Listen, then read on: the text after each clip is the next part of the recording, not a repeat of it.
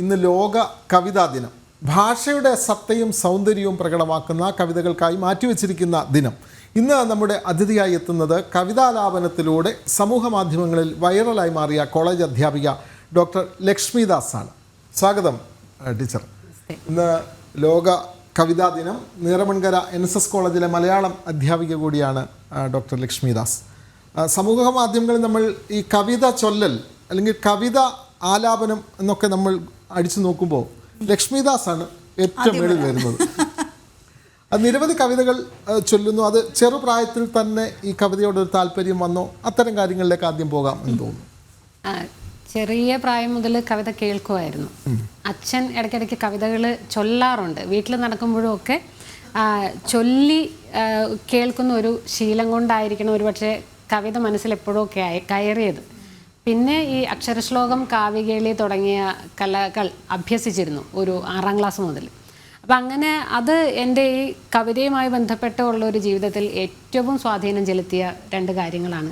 അപ്പോൾ യുവജനോത്സവങ്ങളിലും അക്ഷരശ്ലോക സദസ്സുകൾ അവിടെയൊക്കെ സജീവമായിരുന്നു ചെറുപ്പം. അതെ അതെ അതെ ഏതാണ്ട് 6ാം ക്ലാസ് മുതൽ ഇപ്പോൾ ഡിഗ്രി, PG, BEd ഒക്കെ പഠിക്കുന്ന സമയത്തും മുഴുവൻ ഞാൻ ആ വേദികളിൽ സ്ഥിരമായിട്ട് പോകാറുണ്ട്, മത്സരിക്കാറുണ്ടായിരുന്നു. ഈ കവിത എപ്പോഴും മനോഹരമാകുന്നത് എത്ര നല്ല കവിത എഴുതിയാലും ആ കവിത ചൊല്ലി കേൾക്കുന്നതിലാണ്. അപ്പൊ നമുക്ക് വർത്തമാനത്തിലേക്ക് വരാം. ആദ്യം ടീച്ചർ കവിത ചൊല്ലട്ടെ. അതെ, ടീച്ചർ ഏറ്റവും പ്രിയപ്പെട്ടതോ അല്ലെങ്കിൽ ഏറ്റവും കൂടുതൽ ആലപിച്ചിട്ടുള്ളതായിട്ടുള്ള എനിക്ക് തോന്നുന്നു ടീച്ചർക്ക് വേറെ കവിതയായിരിക്കും. എനിക്ക് തോന്നുന്നു കൂടുതൽ തവണ എൻ്റെ മകളൊക്കെ കവിത പഠിക്കുന്ന ആളാണ്. കൂടുതൽ തവണ കേട്ടിട്ടുള്ള നീലി എന്നുള്ള കവിത വളരെ മനോഹരമായിട്ട് തോന്നിയിട്ടുണ്ട്. അത് നീലി എനിക്ക് ഇഷ്ടമുള്ള കവിതയാണ്.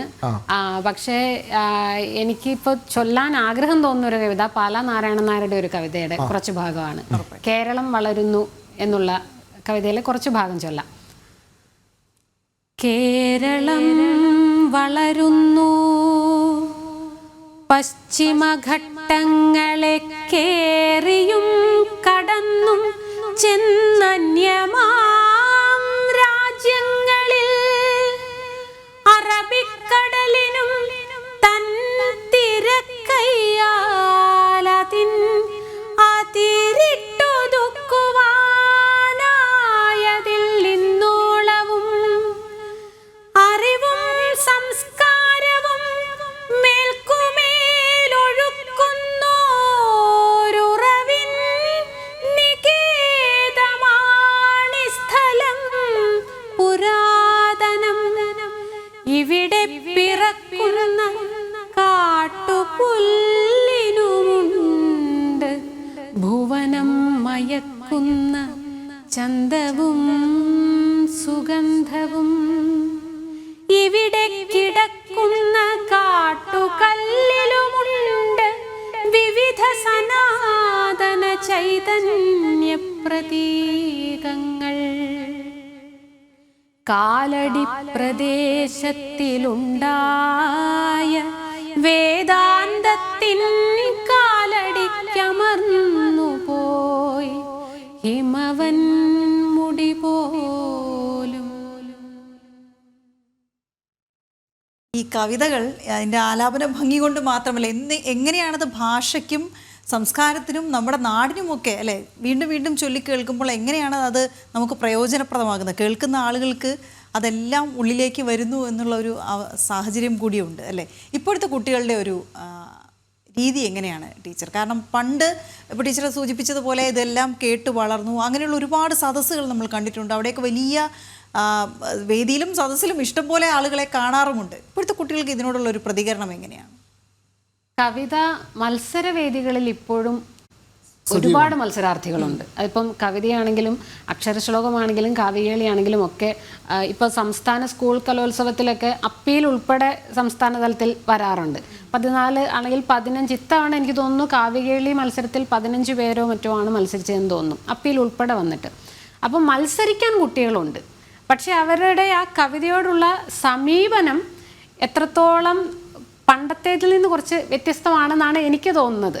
അത് മത്സരത്തിന് വേണ്ടി പഠിച്ച് അവതരിപ്പിക്കുന്നു എന്നുള്ളതല്ലാതെ എന്താണ് കവിത, അല്ലെങ്കിൽ ആ കവിതയുടെ ഒരു ആശയം എന്താണ്, ഒരു ആത്മാവ് എന്താണെന്നുള്ളത് കുട്ടികൾ തിരിച്ചറിയുന്നുണ്ടോ എന്നുള്ളതിൽ എനിക്ക് ചെറിയ സംശയമുണ്ട്. പിന്നെ കവിതകൾ കേൾക്കാൻ പണ്ടത്തെ അത്രയും കുട്ടികൾ ഇപ്പോൾ താല്പര്യം കുറച്ച് കുറവാണ്, അത്ര താല്പര്യം കാണിക്കുന്നില്ല.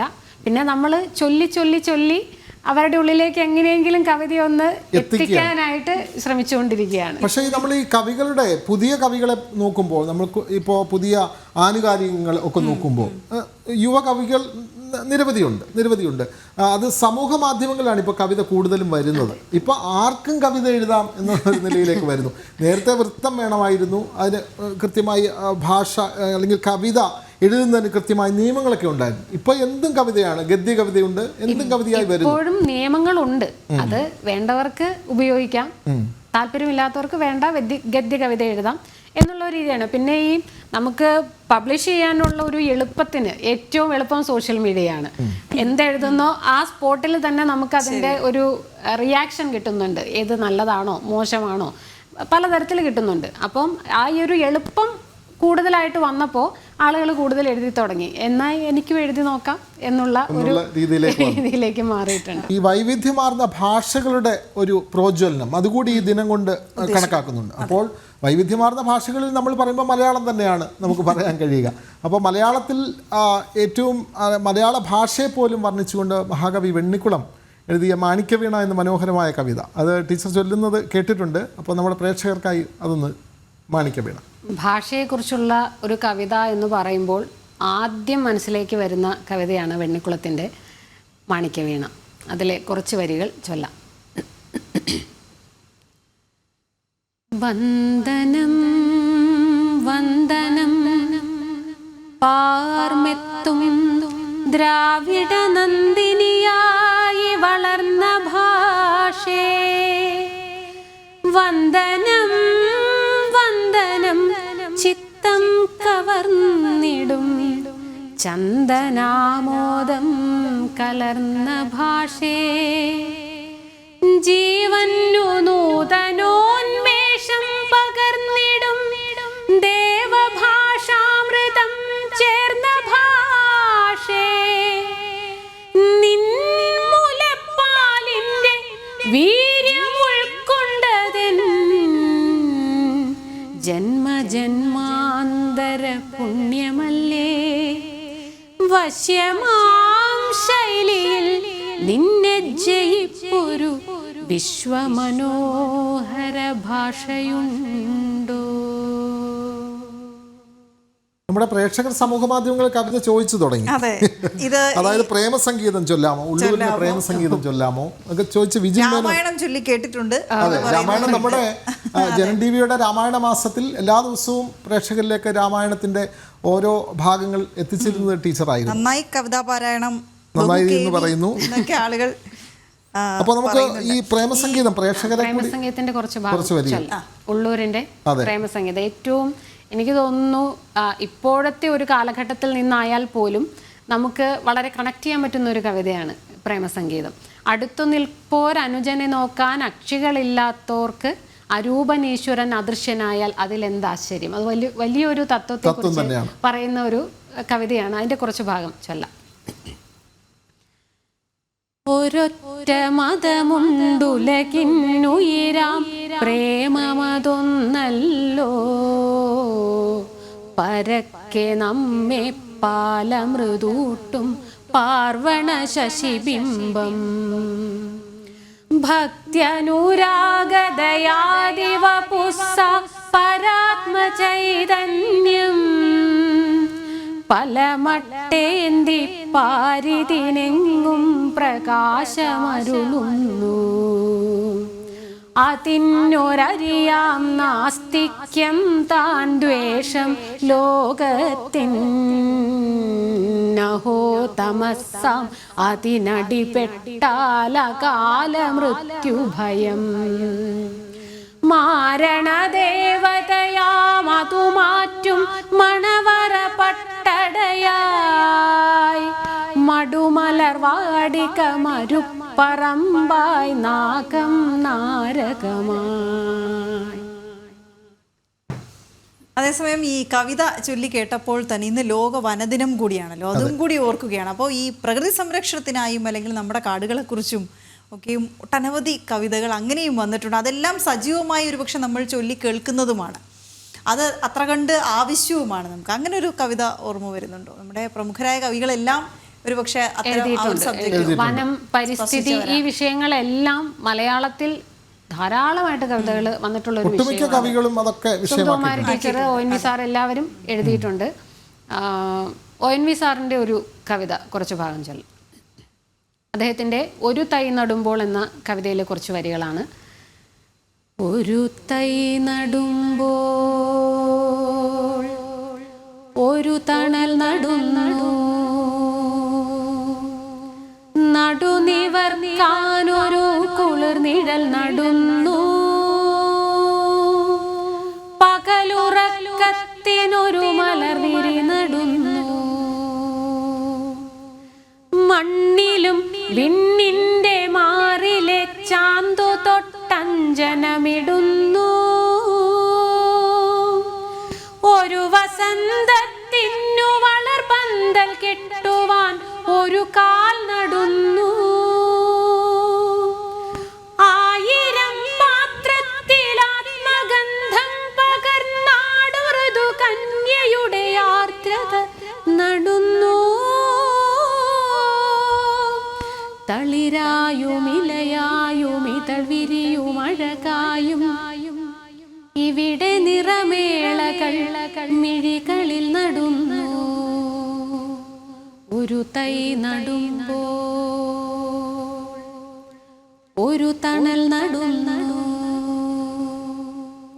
പല തൈ നടുന്നു, പല തണൽ നടുന്നു.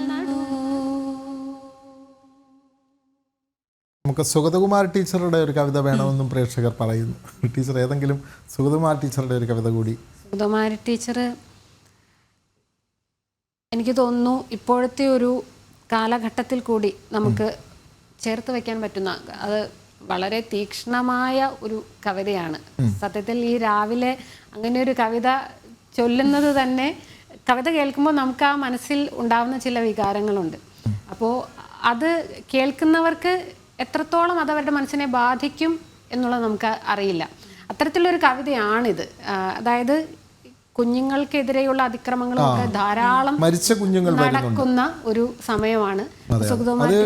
ഈ കാലത്ത് ഏറ്റവും പ്രസക്തമായ കവിതയാണ്.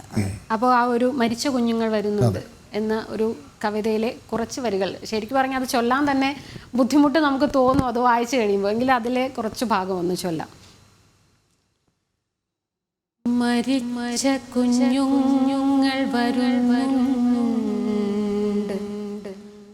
മഹാനഗരത്തിൻ നടുക്കു നിന്നു ഞാൻ അവരുടെ മിണ്ടാവരവു കാണുന്നു, മിഴിഞ്ഞ കണ്ണുകൾ, മുറിഞ്ഞ ചുണ്ടുകൾ, ഒടിഞ്ഞു തൂങ്ങിയോരിളം കഴുത്തുകൾ, ഉടഞ്ഞ നെഞ്ഞുകൾ, ചതഞ്ഞ മെയ്യുകൾ, തുടകളിൽ ചോരക്കറയൊലിപ്പുകൾ, മരിച്ച കുഞ്ഞുങ്ങൾ വരുന്നുണ്ട്, നമ്മെ തിരക്കി കൈനീട്ടി ഇതാ വരുന്നുണ്ട്, മരിക്കും മുമ്പെത്ര വിളിച്ചിരിക്കണം, വിറച്ചു പേടിച്ച് വിറച്ചു പേടിച്ച് തളർന്ന് നൊന്തു നൊന്ത് അതിലും നൊന്തു നൊന്തിവർ എത്ര പിടഞ്ഞെത്ര വിളിച്ചിരിക്കണം, മരിക്കും മുൻപ് എത്ര വിളിച്ചിരിക്കണം. ഇങ്ങനെ ഒരു കത്തി നമ്മൾ സ്വയം നമ്മുടെ നെഞ്ചിലേക്ക് കുത്തിയിറക്കുന്ന ഒരു ഫീലിംഗ്. ഈ കവിത കേൾക്കുന്തോറും അത് നമുക്ക് വേദനയുണ്ടാകും, ശരിക്കും അനുഭവിക്കാൻ കഴിയുന്ന. അത് ആ കാലഘട്ടവുമായി കൂടെ ബന്ധിപ്പിച്ച് നോക്കുമ്പോൾ നമുക്ക് വായിക്കുന്ന ആ ഒരു നിമിഷത്തിൽ പോലും ഈ ചങ്ക് വിടയുന്ന ഒരു വേദന അനുഭവപ്പെടുന്നുണ്ട്.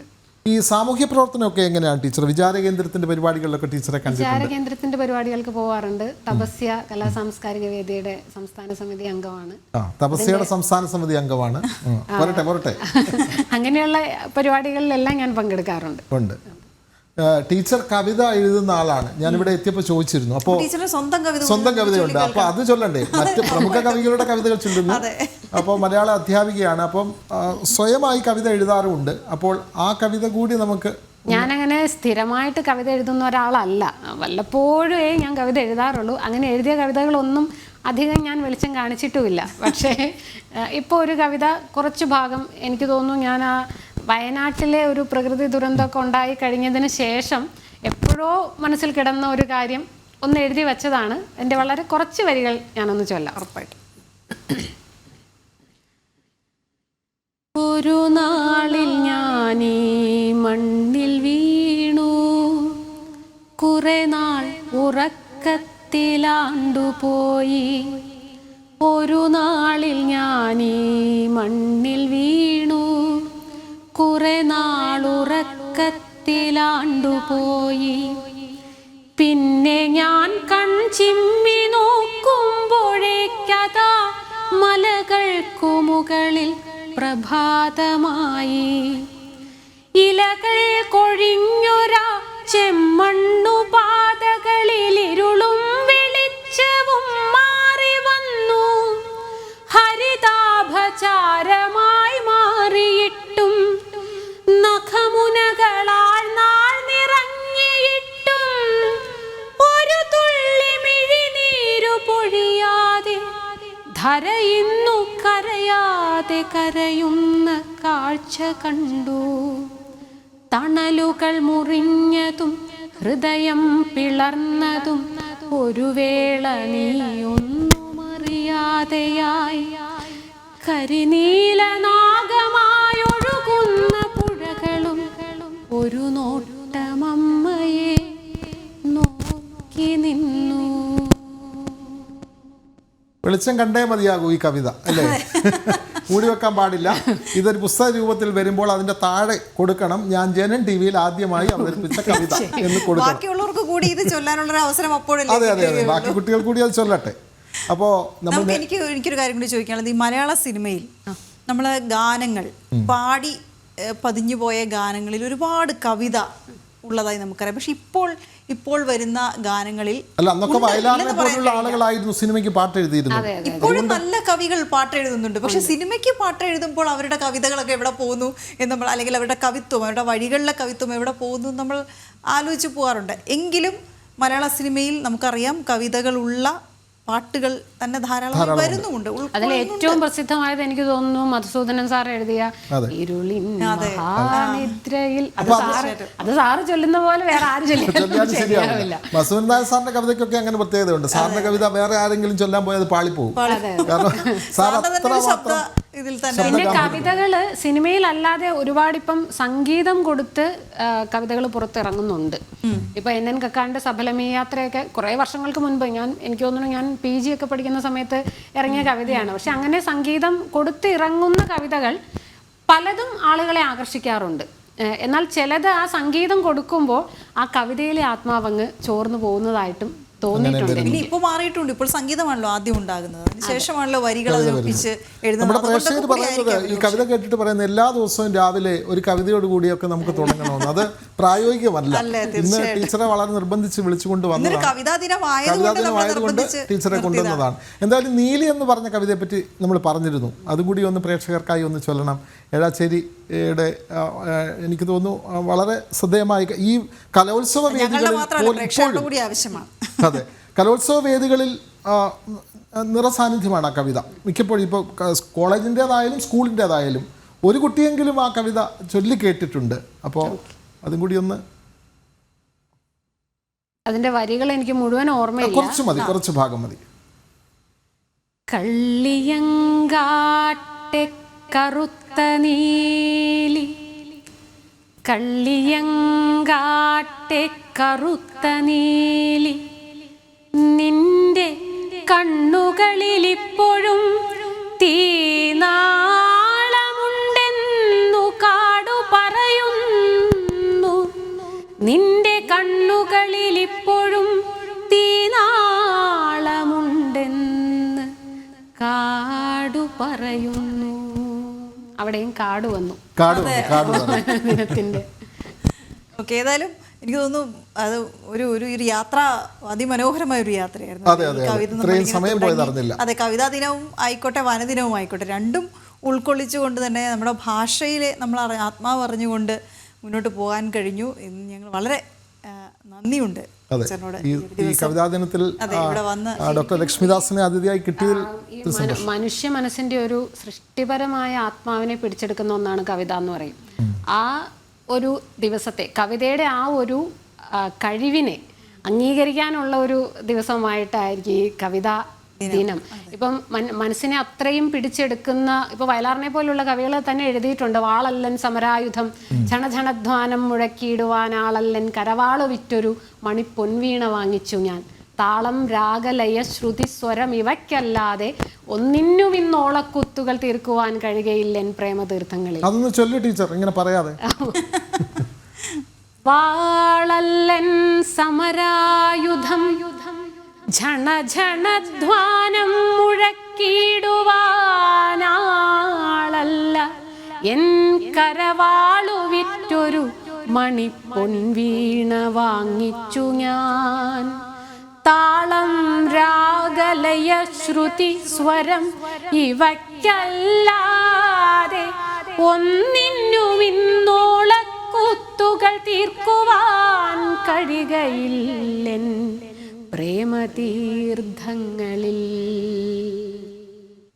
കവിതയെ ലഹരിയാക്കാൻ കഴിയട്ടെ, മറ്റെല്ലാ ലഹരികളും മാറ്റിവെച്ച് കവിതയെ ലഹരിയാക്കാൻ ഏവർക്കും സാധിക്കട്ടെ. ഭാഷയെ സ്നേഹിക്കാൻ കഴിയട്ടെ. തീർച്ചയായും കവിതയെ ലഹരിയാക്കാൻ എല്ലാവർക്കും കഴിയട്ടെ. പ്രത്യേകിച്ചും ലഹരി മറ്റൊരു, അതായത് ലഹരിയാണ് ഇപ്പോഴത്തെ യുവസമൂഹത്തെ ഏറ്റവും കൂടുതൽ, നമ്മുടെ കേരളത്തെ പോലും അല്ലെങ്കിൽ നമ്മുടെ സമൂഹത്തെ ആകെ തകർത്തുകൊണ്ടിരിക്കുകയാണ് ലഹരി. അപ്പോൾ ആ ലഹരിയൊക്കെ മാറ്റിവെച്ച് ഇത്തരത്തിലുള്ള കവിതാ ലഹരിയിലേക്ക് കുട്ടികൾ വരട്ടെ. ഞങ്ങളും അതിനുള്ള ശ്രമങ്ങൾ നിരന്തരം നടത്തിക്കൊണ്ടിരിക്കും. ഞങ്ങളുടെ ഭാഗത്ത് നിന്ന് ഇങ്ങനെയുള്ള ചില ശ്രമങ്ങളും. വളരെ നന്ദി ടീച്ചർ ഈ സമയത്ത്.